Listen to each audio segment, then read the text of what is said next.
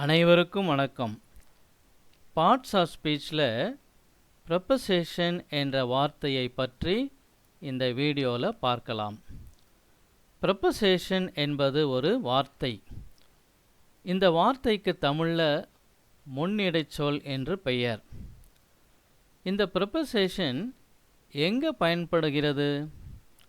அதாவது ஒரு சென்டென்ஸில் இருக்கிற இரண்டு வார்த்தைகளுக்கு இடையே உள்ள ரிலேஷன்ஷிப்பை அல்லது உறவை காட்டுவதற்கு இந்த ப்ரப்பசேஷன் என்ற வார்த்தை பயன்படுகிறது. இதை இப்படி கூட சொல்லலாம். ஒரு பர்சன் எங்கே இருக்கிறார் என்பதையும் ஒரு பொருள் அல்லது இடம் எங்கே இருக்கிறது என்பதையும் இந்த ப்ரப்பசேஷன் சொல்லும். இது வழக்கமாக நவுன் அல்லது ப்ரோனவுனுக்கு முன்னாடி போடப்படும். பின்வரும் இரண்டு சென்டென்ஸ்களை பாருங்க. I saw him at the main gate. I saw him at the main gate. நான் அவரை பிரதான வாயிலில் பார்த்தேன். நான் அவரை பிரதான வாயிலில் பார்த்தேன். இந்த சென்டென்ஸில் அட் என்கிற ப்ரப்பசேஷன் பயன்படுத்தப்பட்டுள்ளது. ஒருவேளை இந்த சென்டென்ஸில் அட் என்ற ப்ரப்பசேஷன் இல்லாமல் இருந்திருந்தால் அந்த வாக்கியம் மீனிங் இல்லாமல் இருந்திருக்கும். அதே மாதிரி he goes to church daily. He goes to church daily. அவர் தினமும் தேவாலயத்திற்கு செல்கிறார். அவர் தினமும் தேவாலயத்திற்கு செல்கிறார். இந்த சென்டென்ஸ்லையும் டு அப்படின்ற ப்ரப்பசேஷன் பயன்படுத்தப்பட்டுள்ளது. டு என்ற ப்ரப்பசேஷன் ஒருவேளை போடப்படாமல் இருந்திருந்தால் இந்த வாக்கியம் முழுமையடையாமல் போயிருக்கும். இப்போது ப்ரப்பசேஷனுக்கான சில உதாரணங்கள். At, on, in, to, for, by, with, under, after, behind, etc. Example sentences. I drank tea at 6:30. I drank tea at 6:30. நான் 6:30 மணிக்கு தேநீர் குடித்தேன்.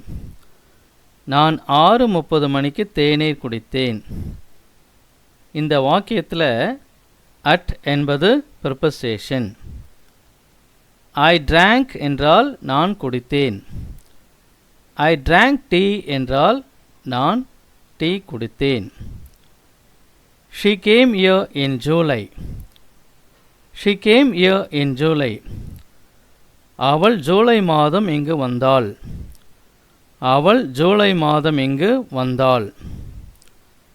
இந்த வாக்கியத்தில் இன் என்பது ப்ரப்பசேஷன்.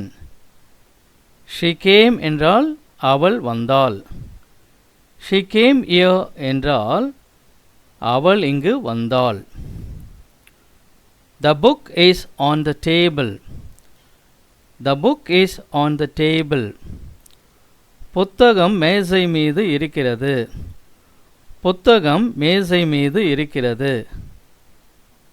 ஆன் என்பது இந்த வாக்கியத்தில் ப்ரப்பசேஷன். ஆன் த டேபிள் என்றால் மேசை மீது என்று பொருள். This road goes to Chennai. This road goes to Chennai. இந்த சாலை சென்னைக்கு செல்கிறது. இந்த சாலை சென்னைக்கு செல்கிறது. இந்த வாக்கியத்திலையும் டு என்பது ப்ரப்பசேஷன். திஸ் ரோட் கோஸ் என்றால் இந்த சாலை செல்லும் என்று பொருள். அடுத்த உதாரணம், come and sit by me. Come and sit by me. என் அருகில் வந்து அமரவும் அல்லது என்னோட பக்கத்தில் வந்து உட்கார் என்று பொருள். இந்த வாக்கியத்தில் பை என்பது preposition. They came with my son. They came with my son. அவர்கள் என் மகனுடன் வந்தார்கள். அவர்கள் என் மகனுடன் வந்தார்கள். With என்ற வார்த்தை preposition ஆகும். The dog is under the table. The dog is under the table. நாய் மேசை அடியில் இருக்கிறது. அல்லது நாய் டேபிளுக்கு அடியில் இருக்கிறது என்று பொருள். அண்டர் என்பது preposition. I will come after lunch. I will come after lunch. நான் மதிய உணவுக்கு பிறகு வருவேன். நான் மதிய உணவுக்கு பிறகு வருவேன். இந்த வாக்கியத்தில் ஆஃப்டர் என்பது preposition ஆகும். அடுத்த உதாரணம். The cat came into the room. The cat came into the room. பூனை அறைக்குள் வந்தது. பூனை அறைக்குள் வந்தது. இந்த வாக்கியத்தில் into என்பது preposition. He comes from Salem. He comes from Salem. அவர் சேலத்திலிருந்து வருகிறார். அவர் சேலத்திலிருந்து வருகிறார். இந்த வாக்கியத்தில் from என்பது preposition. Ramesh was standing behind me. Ramesh was standing behind me. Ramesh என் பின்னால் நின்று கொண்டிருந்தான். ரமேஷ் என் பின்னால் நின்று கொண்டிருந்தான். இந்த வாக்கியத்தில் behind என்பது preposition ஆகும். I am sorry for this mistake. I am sorry for this mistake. இந்த தவறுக்கு நான் வருந்துகிறேன். இந்த தவறுக்கு நான் வருந்துகிறேன் என்று பொருள். இந்த வாக்கியத்தில் for என்பது preposition ஆகும். இந்த வீடியோ உங்களுக்கு ரொம்ப பிடிச்சிருக்கும் அப்படின்னு நம்புகிறேன். இந்த வீடியோ உங்களுக்கு பிடிச்சிருந்தா லைக் பண்ணுங்கள். மறக்காமல் உங்கள் நண்பர்களுக்கும் ஷேர் பண்ணி சப்ஸ்கிரைப் பண்ணி பெல் பட்டனை கிளிக் பண்ணுங்கள். அப்போது எங்களுடைய ஒவ்வொரு வீடியோவும் உங்களை வந்து அடையும். தேங்க்யூ ஃபார் வாட்சிங்.